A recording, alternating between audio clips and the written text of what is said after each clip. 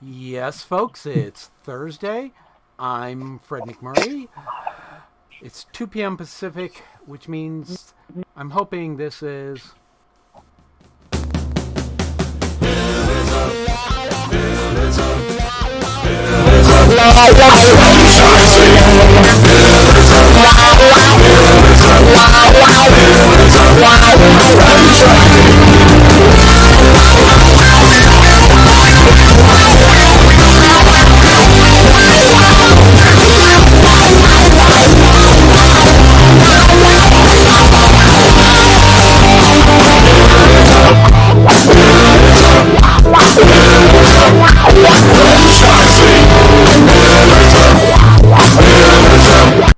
All right, so it was a long intro, but I just really wanted to make sure that everything was quite right. Because after all, today is a very special day, is it not? It is. Ray has made another trip around the sun. Another trip around the sun. Yeah. Happy birthday, Ray! Thank you. Are we going to sing happy birthday to him? I'm not much of a singer, really. I think Are you sure you want to? yeah. I'll just do my best of the Cumpleaños Feliz. That's as good as it's going to get out of my lips today. How old are you? And I will toast to you if I... Yes, Ray. How old are you, Ray? Well, I was born in the year that the transistor was invented.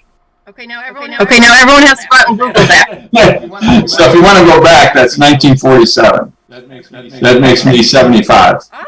Awesome. Wow, you're old, and I just had a birthday, so you're really old, older than me, and it makes me feel like a young guy. Yes, I'm really old. But you know what? Someday, with a little luck, you'll get there. I was thinking with as much hair, the color of your hair, and the style of the hair, you weren't much of a day over 60. Oh, well, I don't know if that's a compliment or not, because that's pretty old, too. I gave you 15 years! Well, thank you. We love you. We hope you have a great birthday today. And now let's get down to brass tacks, shall we? All right, Let's do that. Let's talk. Let's do it. All right. Happy Friday Eve, everybody. And welcome to another episode of Pillars of Franchising. Today, we want to talk a little bit, Fred. I want to talk about kind of what the 5 pillars of pillars is, what it entails, right? Because a lot of people are like, well, pillars of franchising, what is that? And kind of our thing is like, oh, well, we're a full service consulting firm, everything from helping you find a franchise to giving you training along the way and pass on the opportunity, blah, blah, blah, blah, blah. So I just want to quickly run through our definition, really why we're here, what we do, why we do what we do.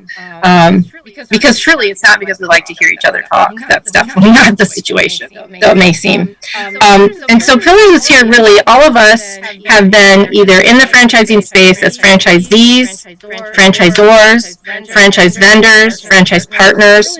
So we've really tried to work hard. Fred, hats off to you for putting together a team that represents really all aspects of franchising.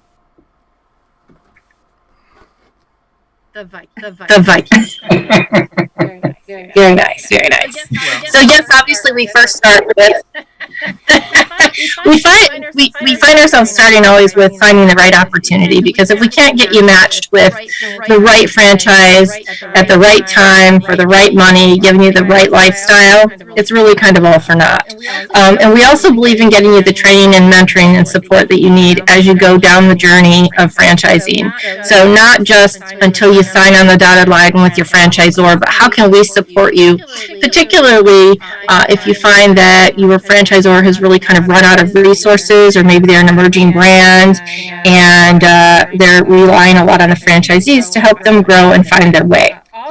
Also, and probably one of the most important for everybody who's looking to get into business for themselves is being growing a profitable business, because not many people go into franchising to not make money.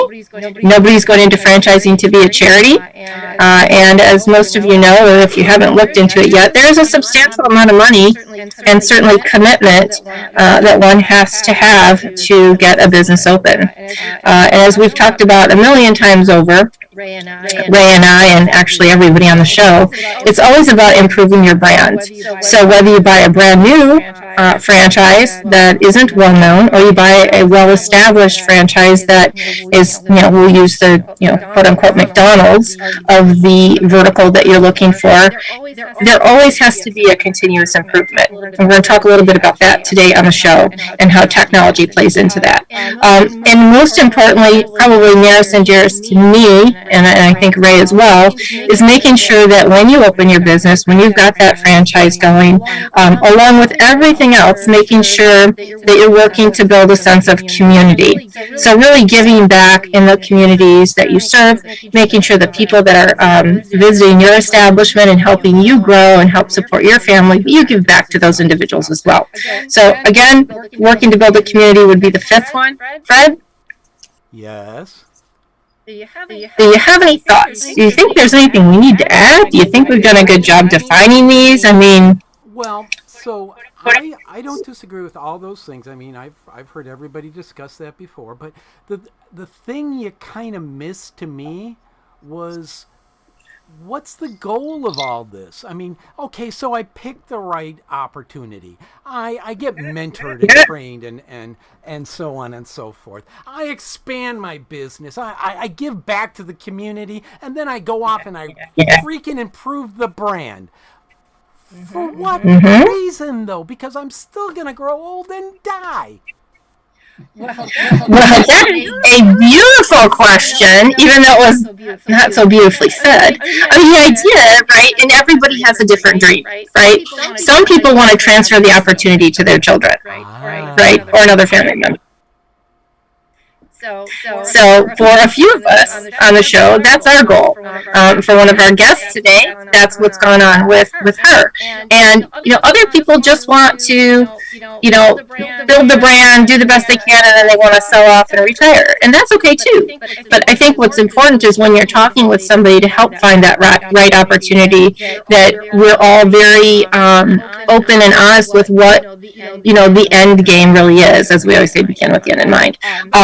But we also know that sometimes changes, right? Like maybe you think, like in my case, I was gung-ho. I thought for sure all three of my kids would be fighting over who wants to clean toilets for a living, and turns out none of them are particularly excited at this point in time. I can't even get them to clean their rooms. So who knows what the future will hold in the next, 4 to 10 years for me and my business. But I think that's what you're looking for, right? Transferring the opportunity to somebody else. The goal of pillars. Of course, the only reason it became the goal was we originally defined it as 6 pillars, but the graphics designer came up with 5 pillars in the logo, so we had to go from 6 to 5, with the 6 being the goal. So yes.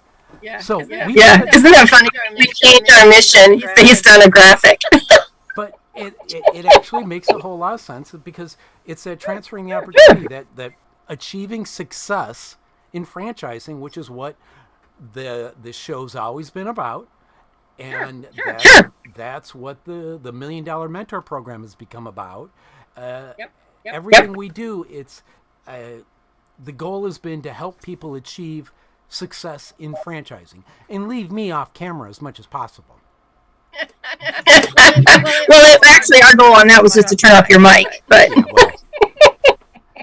All right, so we got an action-packed show today. We have a guest who, while we don't have video, he literally fought death. All right, maybe not death, but a really bad injury. And then we've got a phenomenal panel on technology. So shall we get rocking with it? Let's do it. So Matt, I want to go to you first, Mr. Matt Goebel. Would you please do the pleasure of introducing yourself to our listeners and viewers today? Yeah, Yeah, absolutely. And thank you for having me. Ray, you might be 75, but you're looking a heck of a lot better today than I'm feeling. I'm currently prone due to a nice little spat with sciatica out of a pinched nerve, so it's nothing fun here, but appreciate still allowing me to be on here. So Matt Goebel, I've had a series of backgrounds in franchising, been in the industry for over about almost 15 years now. Largely in the vendor space, serving franchisors and franchisees, and in 2016 became a multi-unit franchisee. Saw an opportunity that I had been seeing over the last decade at that time, with just some inefficiencies in the way franchisees operate, and kind of wearing the vendor and franchisee hat, went out and started a company called Woven, which is a product and technology suite built for operators to scale and manage their workforces. But yeah, that's my really brief story. Awesome. We are super excited to have you on the panel today. I'd like to also, Ray, would you like to introduce our other guest panelists today? Oh, certainly. Well, everybody knows Jerry. And who we have is Jerry's daughter, Sam. And Sam has been on the show before, so welcome to the show again, Sam. Thank you for being with us. Thank you for having me.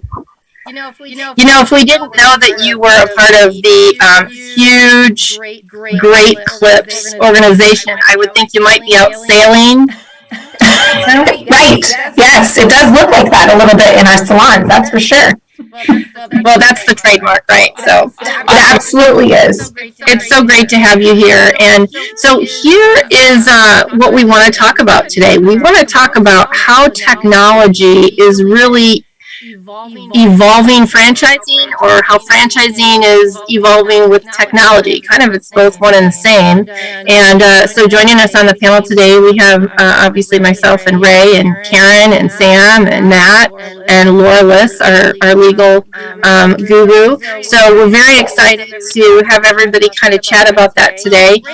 Ray, I want to start with you, because when I met you, I was like, wow, you were this IT guy, and I thought, what's an IT guy doing cleaning toilets? Exactly. Well, I'm going to try and go back just a little bit to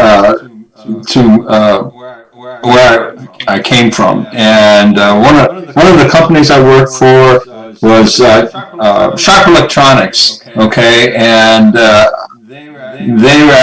division I was in was repairing VHS tape recorders. Okay, so you all know what happened to VHS. And then right after that, another company I worked for was Tellabs. Okay, and Tellabs was big in the telephone industry, wireline telephones. Okay, so you know what happened to that. Nobody uses a wireline telephone anymore. So my thought at this point was, you know what, I'm going to go for the lowest tech I can find. Okay, so I thought, cleaning toilets. You can't get more basic than that. Well, guess what? It's pretty complicated. I think when I started the company 19 years ago, it was basically, they just came out with an Access database to help you keep track of customers. And it was a good thing, because the way they did it before was on whiteboards and pieces of paper. Can you imagine a customer wanting to cancel, and you had it all on your schedule and everything, trying to erase it or line it out or whatever? I don't know what they did back then. Well, just imagine if you walked by that whiteboard a little too closely and your sleeve rubbed up against it, like your whole day's trash, right? So much for that customer who's lost. So it has changed tremendously in the years that, both you and I have been in Molly Maid, and today it's extremely complicated. I mean, when the phone rings, our screen lights up with our customers, all the information that we ever had on this customer, including their past cleans, how much they're being charged, and what cleans, what we're cleaning, what we're not cleaning, whatever the customer has to say. we're right there. It's amazing. I don't even keep up with it anymore because it's become so complicated. And I have, somewhat of an IT background. So that's where I came from concerning IT. And right now, the only thing I do as far as IT is I keep my computers running. We have about 7 computers in the office that I keep up. Okay, excellent. Now, Sam, I heard your dad kind of tipped his hat on Tuesday that Great Clips has some really cool stuff up and coming with technology, and I thought, well, what are we going to have, robots cutting hair? But it's not quite that. What are you guys seeing in your industry that's so cool with technology? One of the things that I think is great when we talk about this is our business is based on convenience. So we don't book appointments. Great Clips doesn't have an appointment-based system, but we've been working really hard on what we call our online check-in. And one thing that's really cool about that is we were already working on it prior to the pandemic. And then when the pandemic hit, we kind of had some of our projects get expedited a little bit.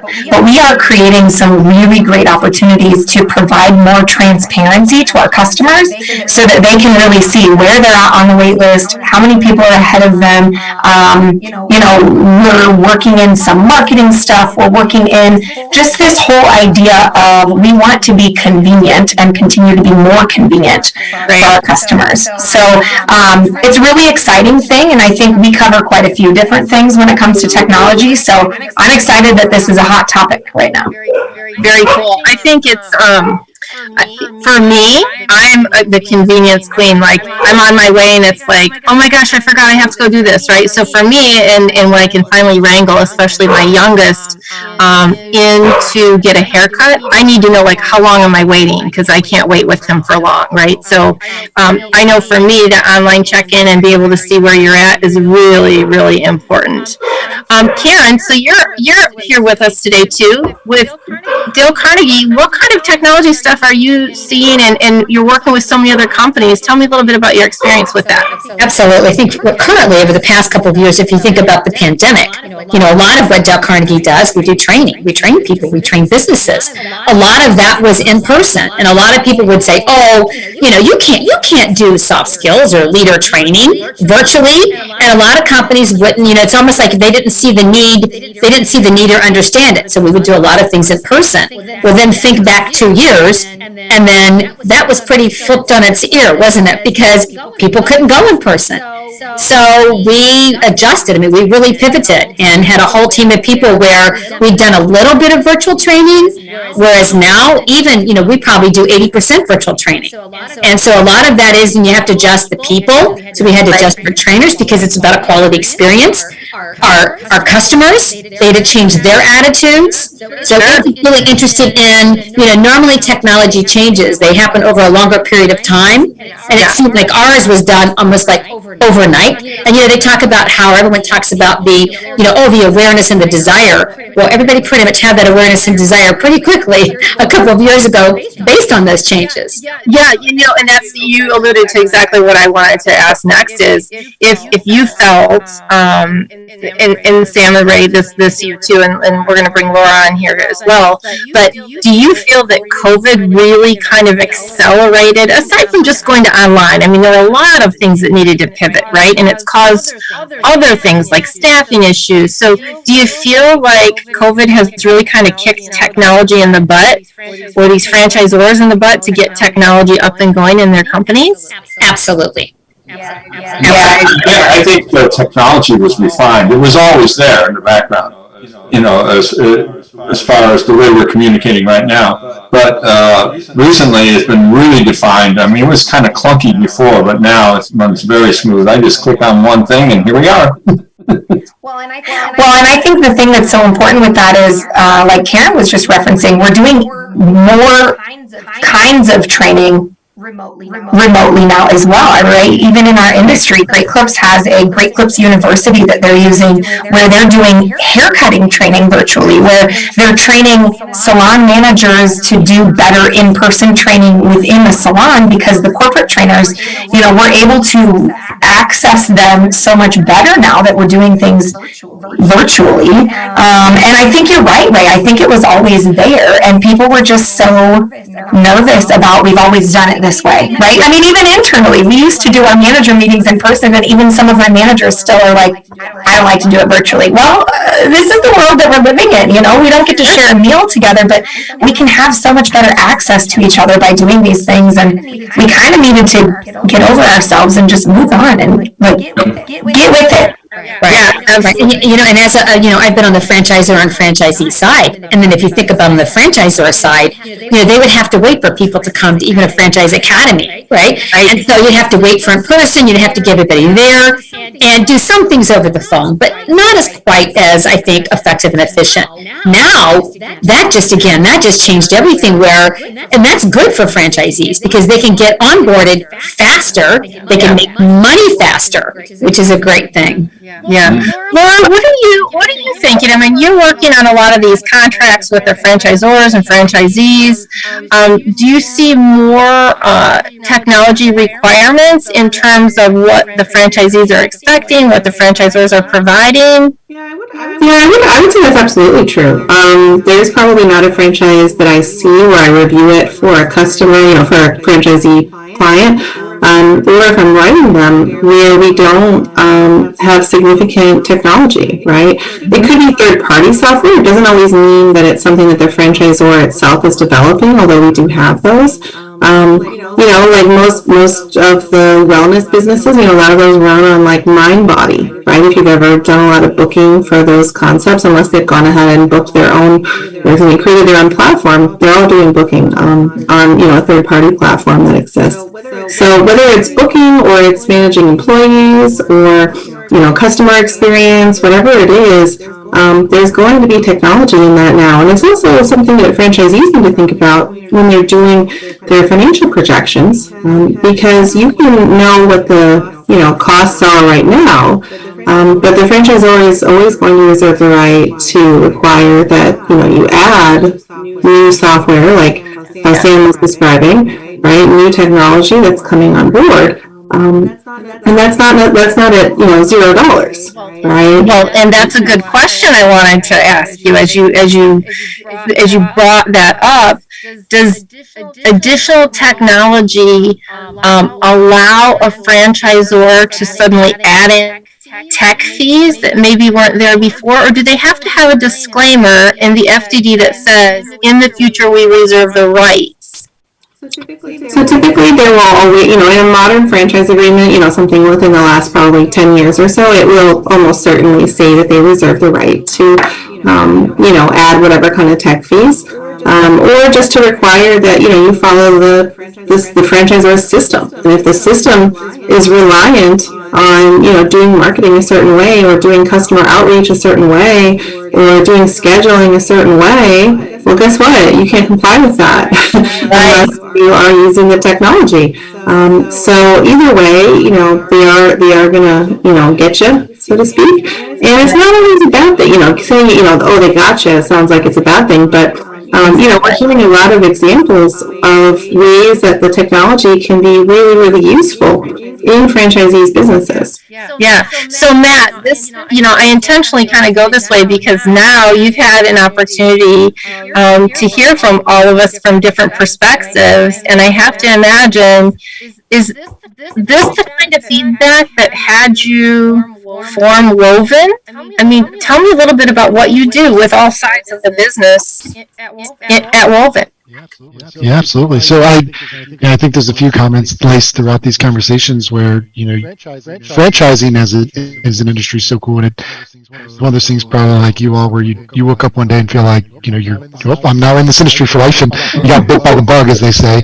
And, through my career, as, we were originally building software for a bunch of different industries and eventually just niched really hard into franchising, is even within the industry, you have such difference with franchisors and franchisees, right? I mean, Great Clips is a perfect example of a powerhouse franchisor that provides so much. They've built so much internally, and they've really honed a lot of the things. I'm familiar with some of their systems. I'm friends with some Great Clips franchisees, and they have a great stack, right? And that franchisor has made very wise long-term bets and decisions, right? But not every franchisor, and then subsequently franchisees are that lucky. Unfortunately, there are many franchise systems, probably the majority, I would have to say, that really just leave it to the basics, right? Here's our point of sale system, here's some marketing parameters, really loosely dictated. And what we found is that running the day-to-day was, largely left up to the franchisees. And what we saw over and over again is, as you try to scale, and I'm sure you've talked about this previously, but there's always the opening the first, then it's scaling beyond one, Yes. right? And then it's a whole different game once you get over, say 15 to 20, depending on the system. And franchisors that aren't already providing an amazing suite of systems, right? Leave it up to franchisees, which, to be quite honest, becomes the wild, wild west, right? Each franchisee's going out and they're all, driving type A personalities that want to go find solutions for things, improve things. I mean, so what you end up with as a franchise system, as a brand, right, is you're trying to serve on this brand promise and execute consistently for your guests and create that experience that customers want. And at the same time, through inaction or just through not having good systems, you create this divide between franchisor and franchisee on how that's done.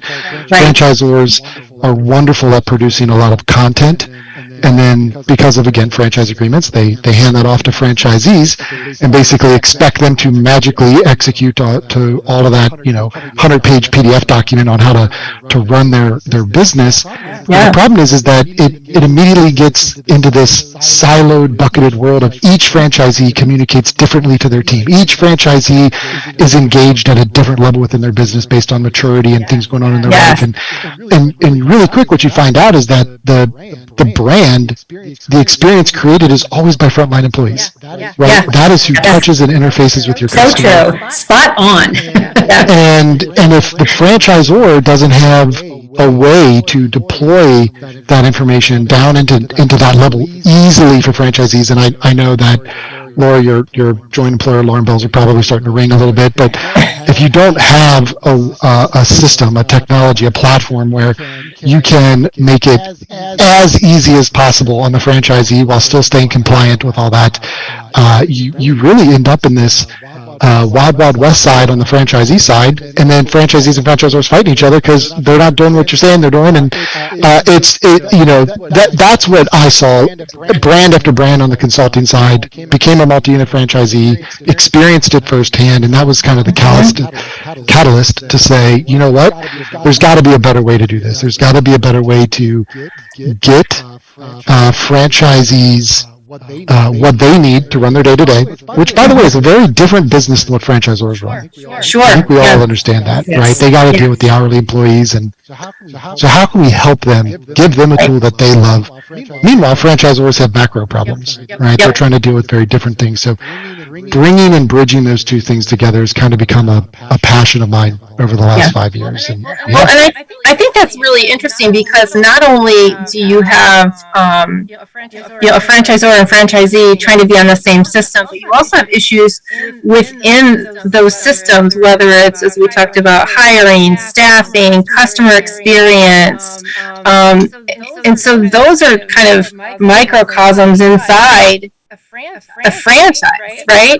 Marketing, I mean, and that just seems like a big spider web that you have to sort through. And how, as a franchisor, are you supposed to help guide your franchisees through tough times like COVID when you don't actually know, right? You're listening to some vocal franchisees about what they're experiencing, likely is limited to their local market, and you're trying to guide and provide feedback to a system when you don't have the data, right? You're flying blind because you don't actually know what true turnover is. You don't actually know how leading activities such as how they're communicating and sharing out information and maintaining compliance and consistency, how is all that happening at different levels that then impacts the success of that franchisee? And so yeah, I see that a lot where franchisors, for very many legal reasons, take a very hands-off approach to the employee side. It's kind of, hey, business in a box. Here's your point of sale, some marketing stuff.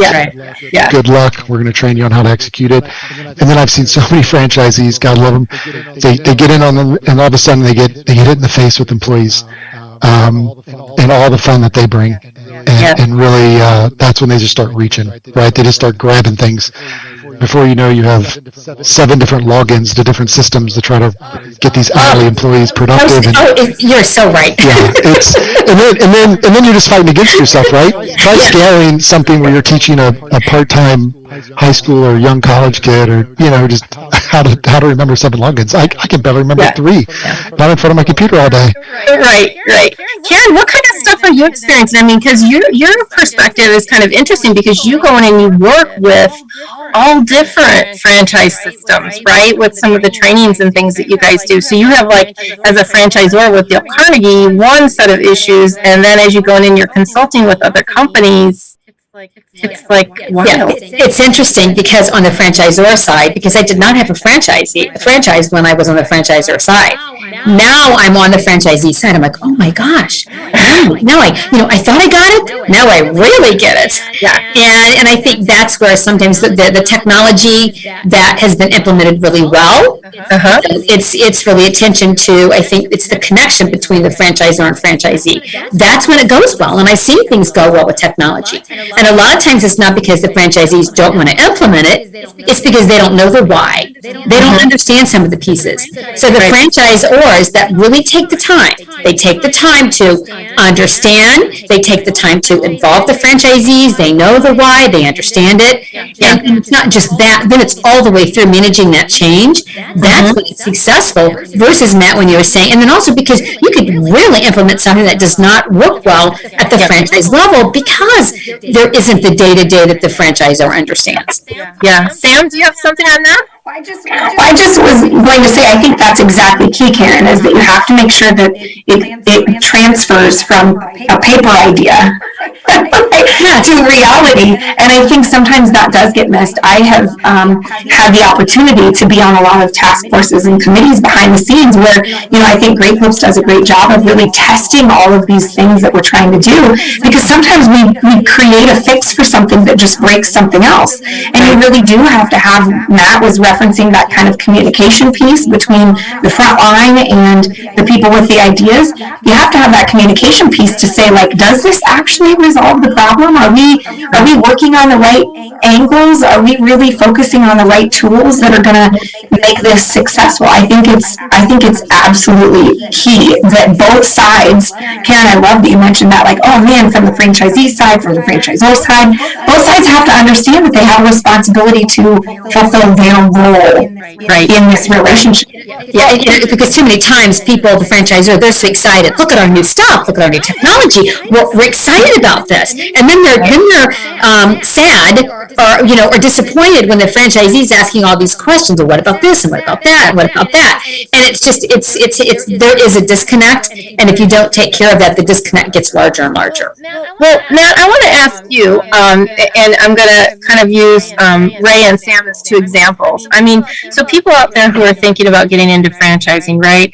And some maybe younger generations who are really tech savvy, like Sam is probably far more tech savvy than me, and I don't even know. But if you take someone in the boomer population, aka Ray, right? And then you take someone like Sam, who's probably a millennial.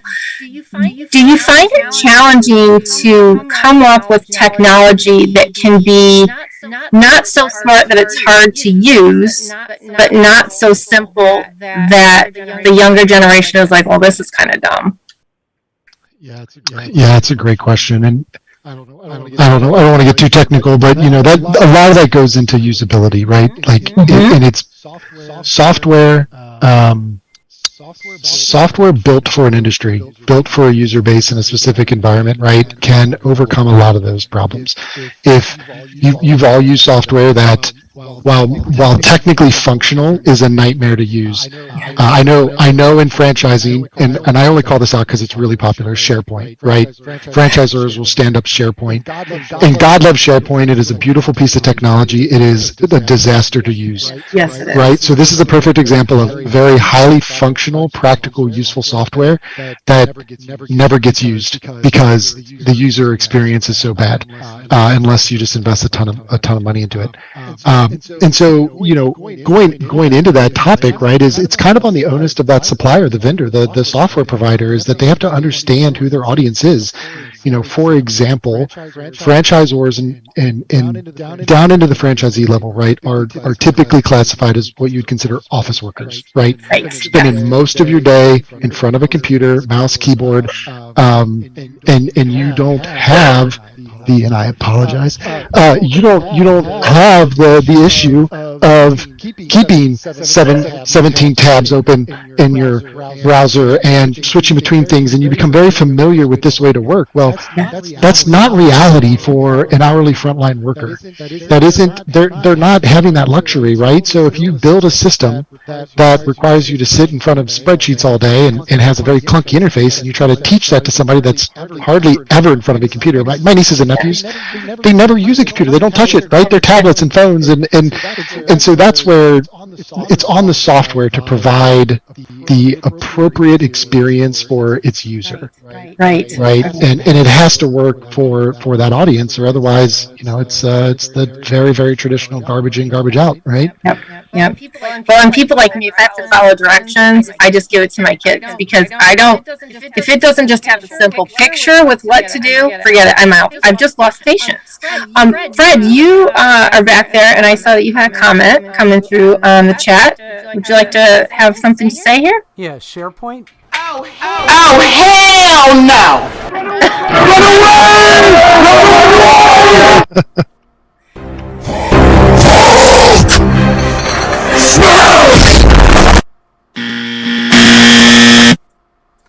Does that make Yes, okay, but understood about SharePoint from a long time back?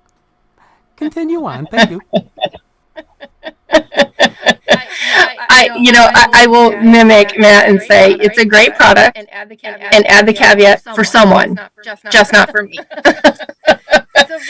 So Ray, go ahead, Matt. I see you popping up. Oh no! I was only going to comment that SharePoint by itself is an okay tool, so much as this gets into a separate problem within franchising. Is all too often operators, God love them, are hard charging people. Franchisors, as a result, are hard charging people who want to show results, get stuff done, and a lot of times SharePoint is a perfect example of this. But this happens in all other types of systems. Is it's like we have this problem. Yes, great. I did a demo. This looks wonderful. We paid for it. We turned it on. Let's move on to the next thing. Wonderful. And yeah. So true. If you do that with SharePoint, you're screwed. Like SharePoint just became a weight to carry around your neck. And a lot of other systems are like that. But it really goes into having a plan, vendor support, training. You have to stay consistent in using it. I mean, but yes, SharePoint bears the brunt of that rap, because all times I've seen, except I have one large franchisee client that uses SharePoint, and they've spent a ton of money customizing it to make it usable, and it doesn't even look like SharePoint, but that's why it's usable. So I think the message that you're giving to all franchisors is don't have technology simply be a checklist item, right? Absolutely not. I mean, it is your business this day. I don't care what business you're in, right? You may be, as you were saying earlier, cleaning toilets or doing training or cutting hair or whatever, but imagine doing that without technology in your business. Like, you can't these days. Yeah. So while you're not a technology company, you have to give it the appropriate focus and effort to make it successful. Otherwise, it becomes a detractor. It becomes an impediment to your business instead of a multiplier. Sure. Now, Laura, from a legal perspective, we all know that that technology can also lead to some complications, right? So what kind of advice or thoughts do you have on this from, this big push for technology? What kinds of things from a legal perspective should we be careful of or watching out for?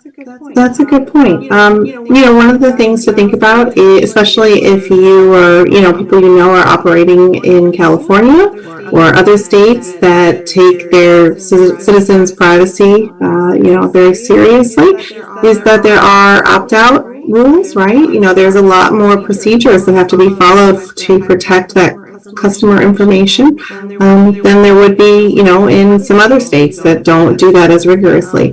There's going to also be just the fact that you have, more things to think about, right? It's more moving parts, it's more training. Those are not things to take lightly, because you have to get everybody up to speed whenever somebody new comes on, and in today's world of lots of turnover, it's just adding to the training that has to occur. So those are a couple things, but I would say that you just have to be aware too that no technology is infallible, right? It's so basic. We all know it, but at the same time, we all seem to be very, shocked and surprised whenever it happens to us or something close to us. So don't be surprised, I guess, if there's, some kind of, hack or, breach or event, whatever we want to call it. It is just kind of the nature of things at this point. And, the franchise documents are typically written, pretty securely, that it's not going to be the franchisor's fault unless it was them who was actually, directly the target. It may be something that the franchisee has to just know going in, that, they need to be carrying cyber liability insurance, and they need to be, protecting themselves, not just expecting that the franchisor is going to do it all for them. Right. And it's actually not on the franchisor to do that, right? It is on the franchisee. Okay. So one of the things I'd like to bring up is one of the reasons that boomers are kind of shied away from technology is simply because you have to know a little programming in order to get anywhere. Anybody remember DOS? Terrible. So you have to know a little bit of that type of programming in order to get anywhere on a computer. So therefore, a lot of people my age, basically, they said, "Hey, this is beyond me. Forget it." So are you saying that you were scarred for life, or some of them were scarred for life with the DOS? Yeah, that's right. Yeah, that was awful. I mean, technology has become so much easier. It's so intuitive now. And people don't realize what's really behind. And when they click on something, they don't have a clue what's behind that, and where that signal goes from, to outer space and back and around the world several times. So Sam, what kind of advice would you give to people who are looking to buy a franchise of any type right now as it pertains to technology? Kristen, I'm so glad you asked. I've actually been jotting down a few notes because there have been so many great things that have come up here. I think at the beginning of this year, we bought another business. And so we have our Great Clips franchise, and then we have a single location daycare. And I have definitely taken for granted the fact that within the franchise, we have so much stuff provided to us and at our fingertips that you don't even think about when you're going off doing something on your own, right? Like for us, at least within Great Clips, we've worked hard to build this sort of technology suite that everybody works within the same systems because it makes things easier. Matt referenced a few of those kinds of things. We can provide better training and support by doing that. But we go to this daycare, and all of a sudden I'm like, what am I going to use for a router? My gosh, I don't know. Or, you referenced, I'm not going to name names, but you referenced some software opportunities that people have gotten into where all of a sudden they don't know how to run this stuff and they don't know what to do. So in our daycare that we purchased, they already had some software they were using, and we got a hold of that software company and we said, hey, can we get some training on this software, because it's one that the front line has to use and the back office has to use. And once you get into it, and they said we don't provide ongoing training. Right. So we're a new user because we purchased the business that has the account that's using it, but they were very hesitant to provide any training to us as the new owners for how to use this software. So, then where do we go from there? I think when you're looking at getting into franchising right now, when it comes to technology, although Kristin, you and Laura were just discussing the fact that some of the responsibility falls on the franchisees and some falls on the franchisors, and it's split and it's legal and it's all the fancy stuff that we've got people like Laura for. I think it's really important to understand what you miss when you're trying to do it all on your own. I mean, we have software at our fingertips. We have some training opportunities for our frontline people where, it's provided to everybody. It's not a requirement necessarily, but you take so many of those things for granted. And I think people that are currently in businesses on their own, considering getting into franchising, just know you have a responsibility to play an important role in providing feedback on these things for the training and the user-friendly piece.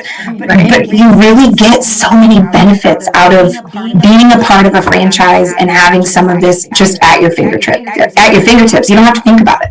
Yeah, totally. Ray? Have you read, like, I know, so for our marketing, our hiring process, I mean, if you think back to the day, I'll use a marketing thing since Fred's obviously listening, but I remember we used to have this suite of marketing information or material out there, and you could kind of pick and choose whatever ones you wanted to use and be made into flyers or postcards or whatnot, and I was like, well, geez, I don't really know which one to pick, so I always chose the one that said Think Pink, right? Because for me, why not? Like, Think Pink is Molly Maid is pink. Like, that was my thought process. Well, then down the road, and that continued on for about 5 years, because there wasn't really a good suite of marketing information with clear direction, clear resources, right? We were going out finding local printers, and a lot of time was wasted. To your point, Sam, trying to do it on your own. Now it's all readily available, right? And guess what? The damn shame of it is, after using Think Pink, which I absolutely love, that's not what market research showed that our clients were looking for. So I'm like, shoot, all that money I spent on what I thought was this cute Think Pink campaign, I didn't have the data behind it. It wasn't what the customers were looking for.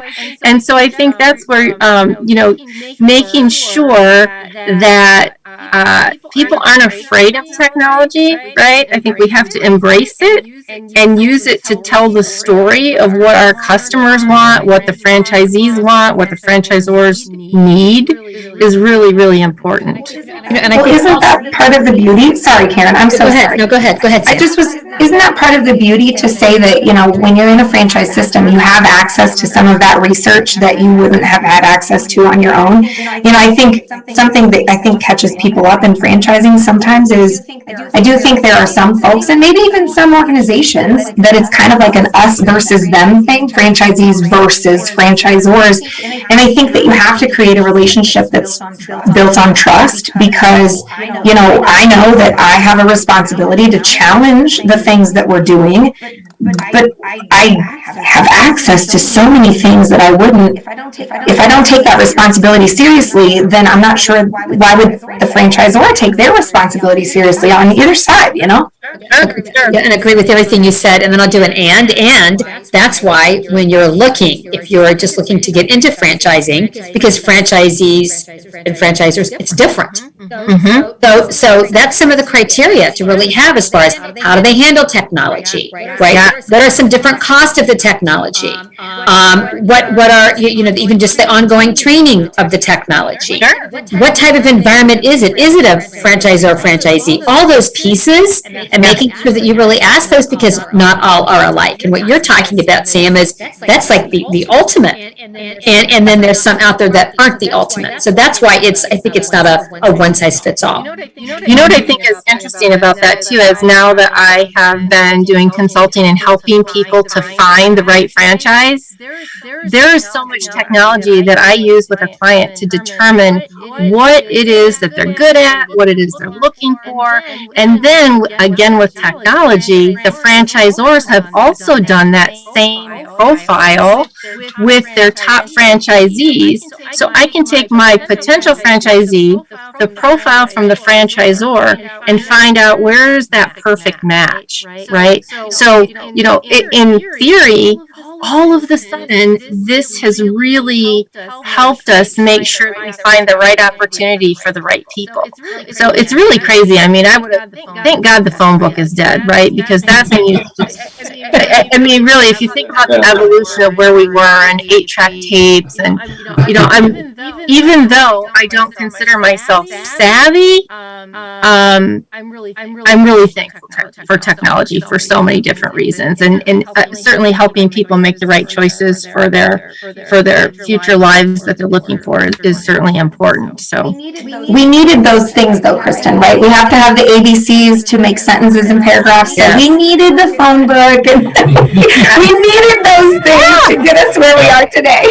Yeah, absolutely. So Ray, what bit of advice might you give somebody who is looking to buy a franchise as it relates to technology? Well, definitely don't be intimidated by any technology, because every franchise you buy now is going to have a lot of technology already built in. Now let's take a look at something simple as marketing for employees. It used to be, if I needed an employee, I would simply go to the local grocery store and put up something on the bulletin board. Okay, now every employee that we get has gone online and researched my company. Yeah. So they know what they're getting into. And of course, I do the same thing when I'm researching vendors. I certainly, I'm not looking in the phone book for vendors. I don't even own a phone book any longer, but the last one I owned helped prop open the door. So we haven't used phone books in a long time. But when we did, we spent many thousands of dollars on full-page ads. But now the technology is such that if you're looking for a cleaning service, immediately, we pay many thousands of dollars to make sure that we're on the first page. Yeah. And then when someone clicks on that, they get all the information they need right there, and they can book an estimate right online. Yep. Excellent. Karen, what about you? What piece of advice would you give to somebody looking for a franchise as it pertains to technology? Make sure how they handle it, how they implement the technology. Do they help your people use it? Is it usable for all levels? So I think that's a real key that I found, because you can end up thinking you've got all this. And I would also ask other franchisees that not just take the franchisor's word for it, but interview other franchisees and ask them, okay, how was this used? How was this implemented? What would you change? And really kind of taking it a couple levels into doing your research. I think that's a really good point. I'm going to put that on my list. Well, we have people make validation calls. So when they're ready to buy a franchise, the first thing they do is they make validation calls to existing owners or owners that have recently sold or gone out of business. And that's a great question to add that isn't really one that's on any list for them today. So very good point. Laura, how about you? I would echo that. I mean, I recently this week have been reviewing a concept for like an indoor, like very large kids and family like play center. It's a lot of like trampolines. I mean, like 25,000 square feet. Might cost $3 million to build. It's not a small investment. And I was looking at all the technology as well as obviously the construction and safety and whatnot. But the technology, I mean, it's in everything. I mean, they require that the kids or whoever is on the trampolines, that they wear these special socks that have like RFID chips in them, so that way they can tell, where they are basically at all times. I mean, everything is, it is teched out. Like you think you're just going in there to play and jump and, whatever, get the wiggles out, but It's a lot more than that. It's a lot more than that on their end. But it's also part of risk management. In a business like that, you want technology, right? You want to know, that, there's surveillance footage of everything. You want to know that, everything is being taken care of. And it's a really good approach. I do encourage clients to always talk to other franchisees, when they're looking at buying in, and it can be really basic, but you can also learn things like, that, we've changed, whatever CRMs or something, 4 times in the last 10 years, and it's been a pain. That's not a great validation, right? It's the opposite of validation. But it is helping you come to a better decision, a more educated decision as a prospect. Absolutely. And Matt, obviously you are the subject matter expert in this area. What advice would you give? I would first echo everything that's already been said. I always view technology and evaluating an opportunity for myself, my wife, and when we get into it is there's it's like a checklist of just evaluation. I mean, I know that sounds really basic, but oftentimes it's like, we're going to give you a point of sale system and some marketing tools, and it's just like check, great, move on. I think to the point that Laura was just making, right, is I would sum that up as differentiation and business defense, right? Sure. How defendable is this concept from other entrants into my market? How is technology being used to differentiate me from my competitors? Very early on in this call, very early on in this call, we talked about the guest experience and consistency, and how do you deliver on that, and convenience. That was the word I was looking for. We was talking about convenience. Franchise has to have technology today to deliver on convenience that consumers don't just want, they demand it, they expect it. So that's kind of like top of bucket, right? Like that's like entrance into the door, right? And then I wouldn't stop there. Too often franchisees will stop there, right? But especially if you're a franchisee looking for 3-packs, 5-packs, buying out a territory, right? Like, you need to work with that franchisor to make sure that they have tools, and this is more back office. This is the unsexy part. Everybody loves talking about marketing technology and point of sale and like all this whiz bang stuff. Like, that gets all the attention in the world, right? And so, what is often overlooked is all the tools that are going to help you scale your business in the long run, right?